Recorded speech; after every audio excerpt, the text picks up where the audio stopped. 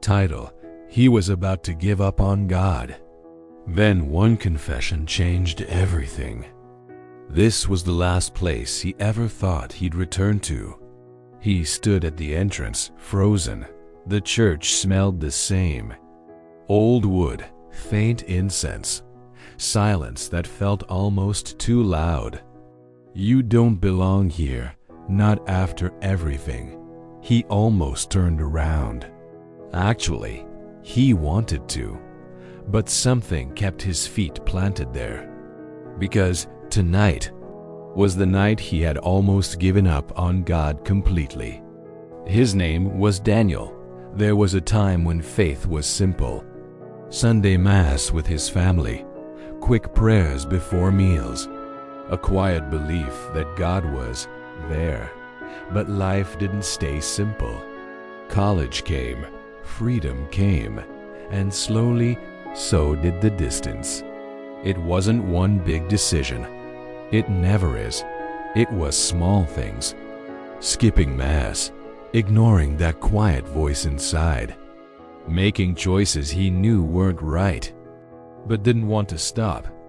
It's not a big deal. Everyone does this. I'll fix it later.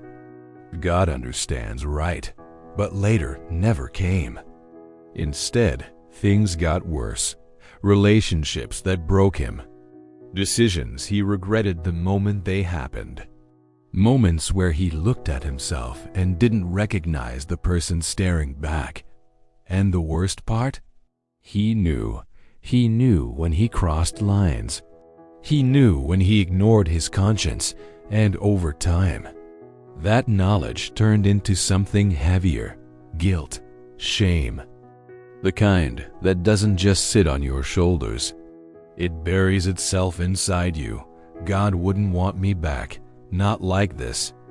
So he stopped trying, stopped praying, stopped caring, stopped believing it even mattered, because it felt easier. Then facing the truth, the breaking point didn't come all at once. It came quietly. Late one night, Daniel sat alone in his apartment, phone in his hand. Messages left unread. A life that felt empty. How did I end up here? He replayed it all. Every mistake, every choice, every moment he knew he should have turned back, but didn't. And for the first time in a long time, he didn't push the feeling away. He let it hit him, hard, and in that silence, something surfaced. Not anger, not fear, but a quiet, uncomfortable truth. He missed God. Not the idea of God, not the routine, but God himself. What if I tried to go back? Immediately, the doubt came. After all this, you think God just forgives everything? You think it's that easy? He stood up, sat back down, stood up again. This was ridiculous. He hadn't been to confession in years. He wouldn't even know what to say. You'll just embarrass yourself. The priest will judge you. It's too late. But something deeper wouldn't let him stay. So he grabbed his jacket, not because he was confident, but because he had nothing left to lose. The doors felt heavier than he remembered. He stepped inside. Dim lights, rows of empty pews, the tabernacle glowing quietly in the distance. He's still here. That thought alone made his chest tighten. He walked slowly down the aisle. Every step felt louder than it should. Memories flooded back, kneeling as a kid, praying without hesitation, believing without fear. Now, he couldn't even look at the altar for long, because deep down he felt exposed. Like everything he had done was written across his face. Then he saw it. The confessional, a small light on. Someone was there. His heart started racing. No, I can't do this. He turned slightly, ready to walk out again. But then he stopped, because something inside him whispered, if not now, when? He swallowed hard and walked toward it. He sat down. Silence. His hands trembled. He hadn't done this in so long. The words felt stuck in his throat.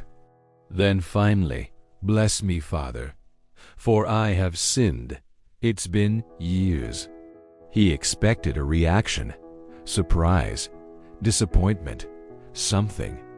But the priest's voice came calm, steady. Priest, take your time. That was it. No judgment, no pressure, just patience.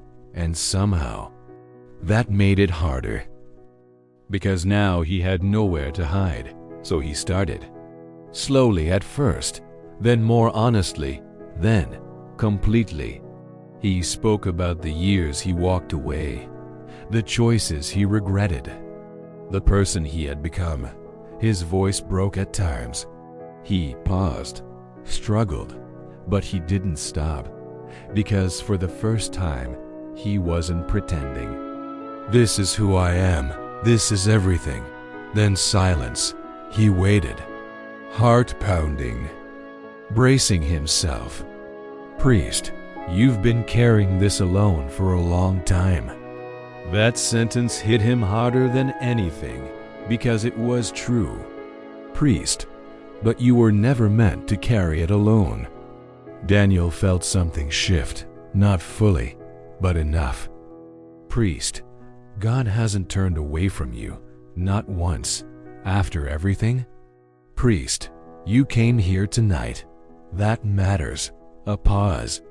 Then the words he didn't expect. Priest, there is more mercy in God than there is sin in you. That was the moment. Something inside him gave way. Not dramatically, not loudly, but deeply. Years of guilt, years of shame cracked open, and for the first time, he didn't feel condemned. He felt seen, and somehow still loved. Then the priest raised his hand. Priest, God, the Father of mercies, through the death and resurrection of his Son. As the words of absolution were spoken, Daniel closed his eyes and let them fall, not just on his ears, but into the places he had hidden for so long. When he stepped out of the confessional, nothing looked different. The same church, the same silence. But something inside him had changed. Not everything. Not instantly, but enough. He knelt for the first time in years. And this time, he didn't feel like an outsider.